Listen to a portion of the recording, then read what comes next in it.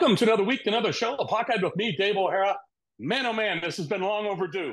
A buddy of mine from the past, and Lon and I have many mutual friends. Lon Olejniczak is who I'm referencing, and Lon, former Hawkeye great baseball player, football player, works now with the Swarm Collective in the Iowa Way, part of that. Lon, very successful business career. Of course, Northeast Iowa native, a little near and dear to my heart. Lon from Decorah, I'm from the Postville, Castelia area, but Lon, very successful in the business world, in the banking industry, other financial services, but really doing great work, bringing the Hawkeyes and taking care of our current Hawkeyes. So, Lon, first and foremost, thanks for joining us. And my goodness, my friend, how you doing? Just happy to be here, Dave. You know, it's Iowa, it's summer. It's a great time to be out and about. Played a little golf this morning, play some pickleball other days, but as a retiree, it's still a great place to be in the state of Iowa. Well, I must ask, did you hit them well, hit them often? How did you play? How'd you swing them today? All of the above. That, what more can you ask? What more can you ask? So, Lon, I don't want to gloss over it because we have so much history.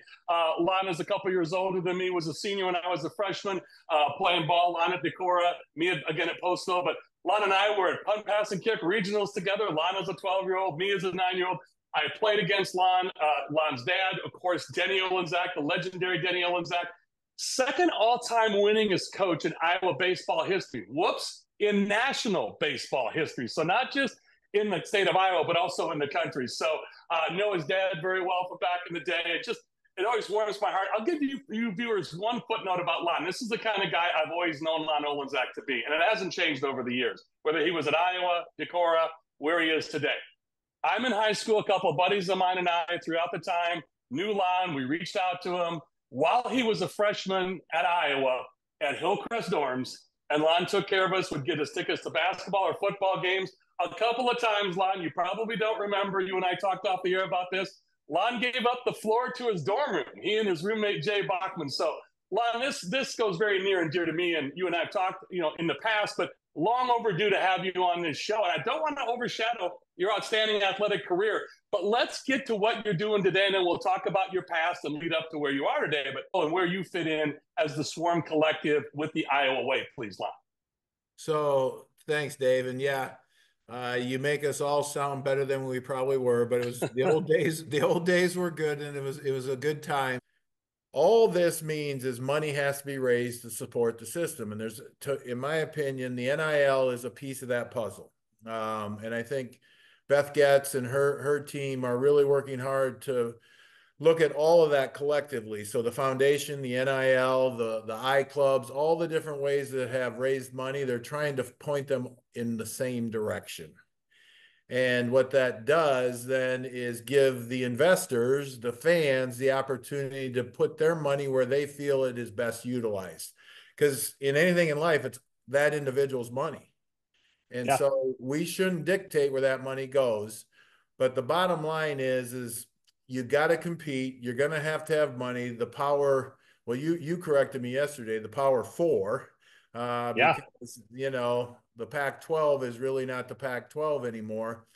If somebody wants to buy the rights to something, they're going to have to put some big money down and figure out how for their business that moves the needle. Now let's go to the NIL aspect of that locally.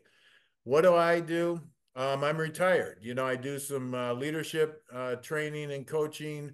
I'm on a bank board, and then I love Iowa athletics. I really do think it's a great institution. What I got from that university, I'm from the state of Iowa, and because of that, and because we had success and I had some success, I get treated today as well as I did when I played. People recognize you, they appreciate you, and that's what makes Iowa special. But in doing so, then we've got to continue to raise money for Coach Ferentz, Coach McCaffrey, Coach Jensen, Coach Heller, all the different coaches, to continue to run the programs the way they know they need to run them to compete in the Big Ten. So I help underneath the Swarm run an opportunity for those that would like to participate called the Iowa Way. And very quickly, it is built around two things. One, I'm a firm believer as long as Kirk Ferentz is our coach. So if coach is coaching, we're going to win 8+ games. Last time I checked, that's pretty good in Yeah. power football. We are one of the most successful in the last 20, 15, especially the last 10 years of consistently winning games. But he needs, support. And so what we have created is an opportunity for people to invest. And the sole purpose is to keep him coaching. So every year he's coaching, we then ask the individuals to commit to whatever it was we started. We're in our second year. And to the credit of our investors, we sent out invoices, started sending out invoices, and they didn't even blink an eye. Money just started coming in because they believe in Coach Ferentz. The second piece of the puzzle then is the fact that Iowa football is different because we don't have the population, we don't have the recruiting, we don't have the dollars maybe some of the Michigans, the Ohio States, Penn State schools like that have. Oregon. We don't have Nike in our backyard, right? So we need to keep kids in the program. And where you see the kids improve, and what we've said is we want to invest in kids early in their career that maybe everybody doesn't recognize the name or see Right. or know who they are, but by the time they leave, that you will know who they are. I'll give you, an example last year of somebody that nobody really knew who Jazz Patterson was, but after the Iowa State game, they knew who Jazz Patterson was. So my point on that is we support the kids financially, but the biggest chunk of their financial support then comes along with them completing their education and completing their career at the University of Iowa. And that's the legacy that they are rewarded with, and the legacy then that we then give them, and they're giving back to the organization by staying and finishing and being an Iowa Hawkeye. So in a nutshell, we came up with the Iowa way because that's how we have to get it done here, in the opinion. And that's Coach Ferentz believes that you saw less individuals leave than most institutions across the country 2 years in a row, because the kids believe in the coaches that are here. That then is a tribute to Coach keeping his staff together. Phil Parker's 25 years. You go right down the list. They've all been there number of years or played for Coach. Kids can then trust and understand what they're going to get, and sometimes the grass isn't greener someplace else. You being the original recruiting class under Hayden Fry to the Hayden Fry coaching tree with Kirk Ferentz, every one of you former players is saying the same thing. When you come into Iowa, here's exactly what you expect. But folks, Lon played on both sides of the ball. Started or played regularly as a freshman, as a D-back, and then, of course, we all know, switched to Iowa as a tight end, as a flanker, as a punter, as a kicker. But Lon told me off the air, folks, his favorite sport, I said, is it baseball or football? And he said, actually, Dave, it was basketball. And then football, you said you were really motivated by the people that doubted you, that, yeah, Lon, you can't play. You're not fast enough, big enough, whatever it is. You can't play D1 football. And, man, did you prove them wrong, and you used that fuel, didn't you? I sure did. I mean, that was definitely a piece of the puzzle for me, because people, my dad being a coach, oh, you're playing because your dad's the coach, and can you play at that level? And a lot of people said, well, we know you can kick and punt, so maybe in football you can be a punter or a kicker. And I wasn't tall enough for basketball, so it was baseball. In my thoughts was, I know I can play baseball, and that was part of the recruiting. But people questioned the football, and so that was a huge motivation for me, as it is for a lot of guys. Even Hayden had the same philosophy that Kirk does, and a lot of people maybe don't remember, but Kirk was our offensive line coach when we played. Yes. So I've known Coach Ferentz for 40 years, and he carries a lot of the same philosophy that Coach Fry had. And it's just what you talked about, is we're going to treat everybody the same. Everybody's going to get the same opportunity. It's going to come down who earns the right to play. But then when you look at then the guys that go to the NFL, they're prepared at that level, because the amount of detail, the amount of effort, and the focus in the football program prepares you better than any place else in the United States. I will argue that with anybody. Yeah. Because there's two great quotes out there that, some of us, I have the shirt that Micah Hyde with Raygun created, was going to Iowa is the cheat code, because if you go to Iowa, you know what it takes to compete at the next level. And then now they have a saying in the NFL, next Hawk available. So as they go through the different rounds of drafting, if it's a toss up between a couple people and there's an Iowa guy that's in that category of looking at for that team or somebody at that round, they're going to take a Hawk over somebody else because they know they're going to show up and they're going to work. Let's you and I catch up on your playing days, and then in the third and final segment, we'll close out. You had a golf event yesterday, an iClub's golf event, as we record this on Wednesday afternoon, June 19th. It airs, obviously, throughout the state on television throughout the weekend, and then, of course, online, DaveO'HaraSports.com in perpetuity. But, Lon, I'm going to get your takeaway on the last segment of where you see the Hawkeyes this year. You played golf with some top assistants there at Iowa. I don't want to mention specific names yet unless you're okay with it, but I'm just curious where everybody's at. Taking everybody's temperature, where they see. I know it's only June and it's not August, September yet, but let's find out where the Hawks are. So, Lon, stay with us, please. And thank you again for joining us for the whole show. He is Lon Olejniczak, former Hawkeye football playing great, baseball playing great, and now working with the Swarm Collective under the Iowa Way division. I am Dave O'Hara with Hawkeye. We'll be back with more in just a few moments.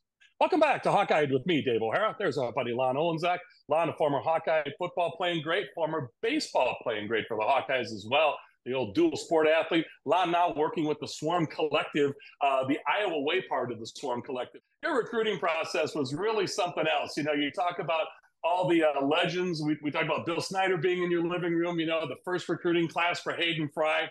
What a whirlwind that had to be of your recruiting process. But were you always going to be a Hawkeye, or did they say something specifically? Or take us through that, if you would, please, Lon. So real quick on that, no, I was not going to be an Iowa Hawkeye. I was either going to be a Missouri Tiger or a Nebraska Cornhusker, because obviously Nebraska football, then you're pretty much guaranteed a shot at a national title if you get there. And then Phil Bradley actually was my host at the University of Missouri, and he was living proof they would let you play football and baseball. Right.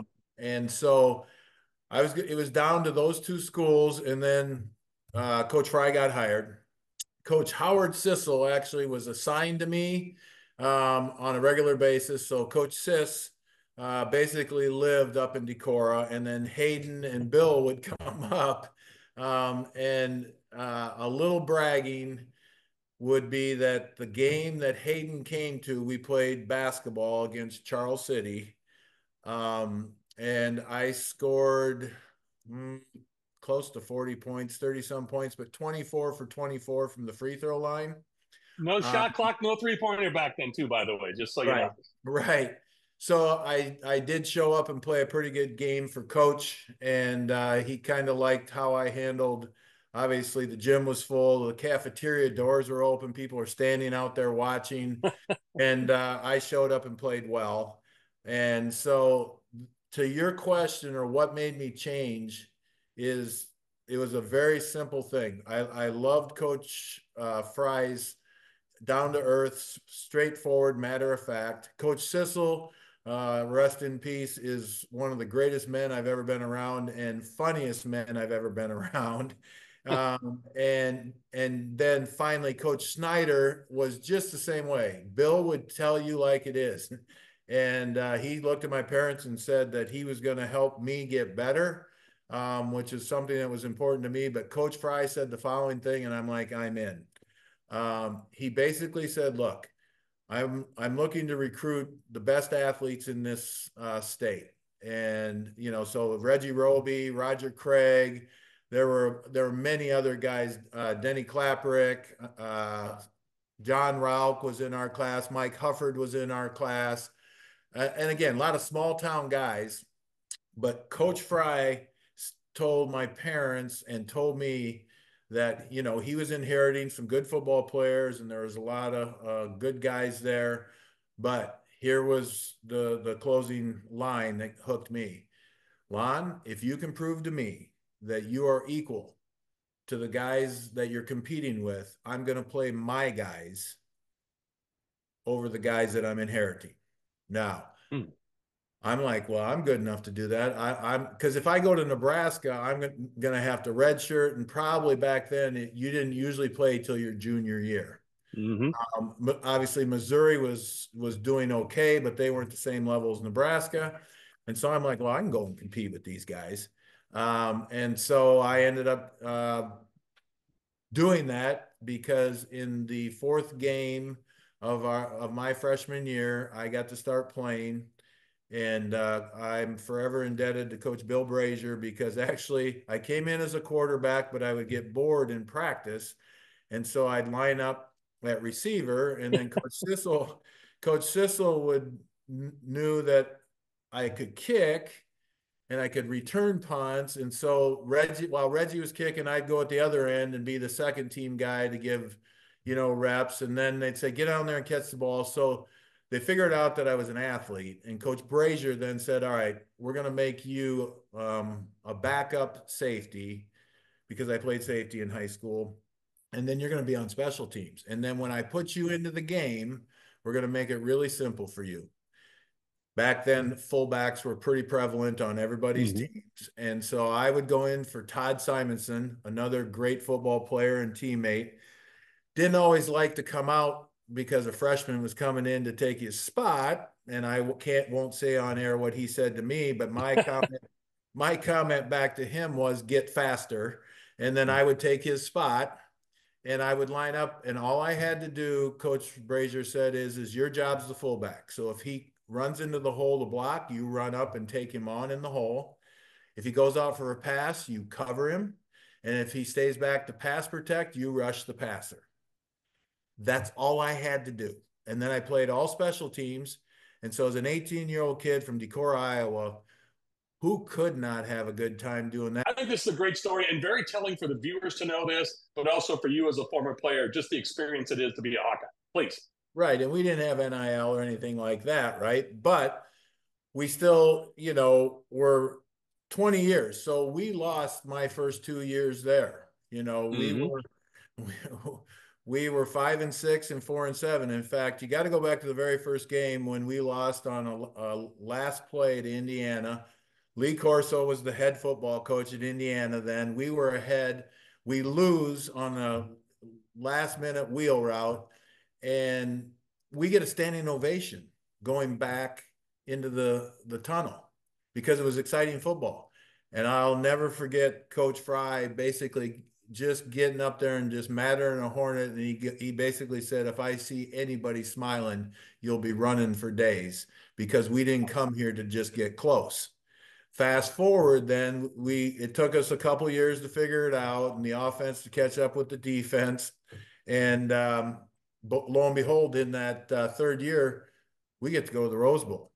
We beat Nebraska, we beat UCLA, we beat Michigan, we beat all the big names that year, and we win the Big Ten. So we're going to the Rose Bowl. I broke my leg against UCLA, so I'm just kind of taking care of business before we go, and that is to get my family gifts for Christmas. Everybody wanted the Russell University of Iowa Athletic Department gray sweatshirt. It's the only thing that they Yep. offered. But to this day, those are still the best sweatshirts in the world. I would take it anytime and any way that I could get my hands on them. Bottom line is, I have 4 siblings and my parents. So I got to buy 6 sweatshirts, and I go up to the cash register, put them down. The nice person rings it up, and I'm like, how much do I owe you? And the individual says, you don't owe me anything. I'm like, what do you mean I don't owe you anything? I haven't paid you any money. And they point out the window at the bookstore and said, that individual out there paid the bill. I said, I don't know that person. And they said, well, that doesn't matter. They are grateful and thankful for what you guys have done. And the guy just put his thumb up through the window and said, go Hawks.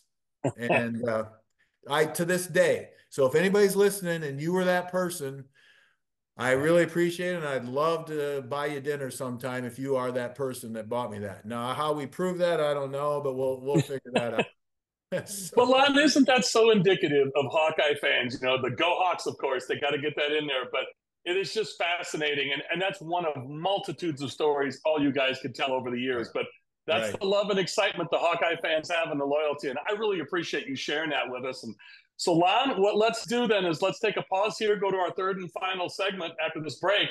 Again, thank you for joining us. Lon Olejniczak, kind enough to join us here throughout the whole Hawkeye show this week. I'm Dave O'Hara. Lon, we're going to talk some enthusiasm for this year's team because, our viewers need to get excited like they never are. As you just Right. mentioned, Right. they're always excited, even though it's June. You had a golf event yesterday, again, as we record this on Wednesday afternoon, June 19th, but you were at the I Club or the Polk County I Club in Des Moines. And, with Seth Wallace, Tim Lester, new offensive coordinator, Phil Parker, the legend defensive coordinator, Gary Dolphin was there with the broadcast team, as well as the newly minted Pat Anger taken at Dunlap's place on radio with Dolph. So I want to get your take on what everybody's consensus was and how the Hawks look this year and the excitement level. So let's take a quick pause. He is Lon Olejniczak. I'm Dave O'Hara. We'll be back with more to close out Hawkeye in just a few moments. Welcome back to Hawkeye with me, Dave O'Hara. There's our buddy Lon Olejniczak, our third and final segment here. Lon was kind enough to join us for the whole show, so thanks again for that, Lon. But before we get into talking about this year's Hawkeyes, I do want to talk about what I talked about last fall with James Morris. Congratulations, Lon. I know we've talked off the air about this, but Lon got into the Iowa High School Football Hall of Fame at last year's state championships at the Unidome with our buddy James Morris here from this show, but also Mark Singlinger, former Hawkeye wrestler and football player, and Dan Dickel, former Hawkeye player and NFL player. But we will get more into that story and that experience. But again, Lon, big time props and congrats on that. That's a big deal. So, Lon, what is the general consensus with all the insiders here for Hawkeye football for this upcoming season? Well, I think, first of all, we're undefeated. So everybody's always very positive. And besides the individuals, like you said, the great coaches that were there, I also want to give a couple shout outs also, because this is kind of to the history of what we've been talking about. So Wes Ashelman from Bloomfield, Iowa, big offensive lineman, unbelievable golfer, by the way. Scott Helverson, Des Moines, Iowa, receiver with Billy Happel. Still an NFL official. Is he still an NFL official? 85 Rose Bowl. James Morris was there. Ray Hamilton, Pat Anger, Keith Duncan. So the Hawk family, the Hawk legacy, and the connectiveness of all of what goes on. It's fun at these I clubs. So of course they get the coaches up there, and I think the consensus is this, that God darn it, are we lucky to get all of our defensive guys back, but even all the guys on offense. So I think we may be number one in the country with returning starters coming back to start the year. Now, you still got to get out there and play football, and you got to get better. But when you have, I think we have close to 17 or 18 starters on offense and defense, and then you've got Drew Stevens and Luke Elkin coming back on specialists. So my point of that is when you have maturity in any organization, football, any sport, or any organization, there's just a much calmer and a more smooth sailing going into the season, because you're not trying to stuff all new stuff into everybody. Now, that being said, we have a new offense. Coach Lester's got the offense that he's bringing, and Coach Ferentz and the offensive coaches are all, I'm sure, still learning a lot, and they're putting in that new offense, which adds a level of excitement, right? And so you put all that together, and I think there's the two things I would share that you would hear bantering between the offensive and defensive coaches, and some of the things that are going on, that the defense will admit that it definitely looks different in terms of the details of what they got to pay attention to, what's going on with the offense. And like Coach Lester would say, but the defense is so tough that when you're putting in a new system, it's not always the easiest in the world, because Coach Parker doesn't like to lose even in practice. And so the competition is pretty good. And so our offense is going against one of the best defenses in the country. Our offense, I think, will be different, but it'll be the same. He stood up in front and told everybody we're going to be run oriented, and then we're going to make the plays and the passing game play off of that, but it'll be exciting, and there'll be just little things that go on. that make the defense have to pause. And in today's world, if you make a defense pause, that gives you a chance. You'll see some exciting guys out on the outside. You got an offensive line that's coming back that's got a lot of starts. I saw Cade was practicing, didn't even have a brace on, was working out and doing stuff like that. So there's just a lot of optimism. And our schedule, I think, is as favorable as you can have from a Big Ten schedule. So I think we should have a fun year. So for Lon Olejniczak, our buddy Greg Kajewski, I'm Dave O'Hara, and to you, the viewers, that's all from us. Thanks to all of you.